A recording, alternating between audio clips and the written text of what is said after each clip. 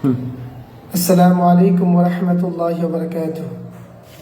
الحمد لله وكفى وسلام على عباده الذين اصطفى. أما بعد فأعوذ بالله من الشيطان الرجيم.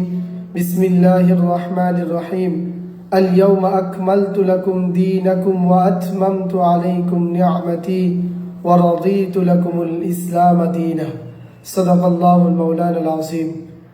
আজকে আমাদের আলোচনার বিষয় হলো আল্লাহ পাক রব্বুল আলামিন যে যুগে যে ধর্ম পাঠিয়েছেন সেই ধর্মকে সেই যুগের জন্য কমপ্লিট করে আল্লাহ তাআলা পাঠিয়েছেন। আজকের এই যুগের জন্য আল্লাহ তাআলা যে ধর্ম পাঠিয়েছেন সে ধর্মের নাম হলো ইসলাম। আজকের যুগের জন্য আল্লাহ তাআলা যেই নবীকে নবী হিসেবে পাঠিয়েছেন সেই নবীর নাম হলো মুহাম্মদুর রাসূলুল্লাহ সাল্লাল্লাহু আলাইহি ওয়াসাল্লাম। আজকের যুগের জন্য আল্লাহ পাক রব্বুল আলামিন যে আসমানি কিতাব পাঠিয়েছেন সেই কিতাব হলো কুরআনুল কারীম।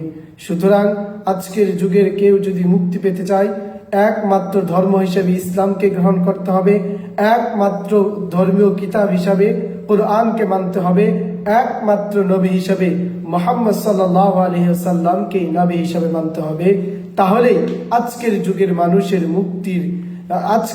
মানুষ একমাত্র মুক্তি হিসাবে মুক্তি পাবে যদি আজকের যুগে ইসলামকে ধর্ম হিসাবে গ্রহণ করে নেয়।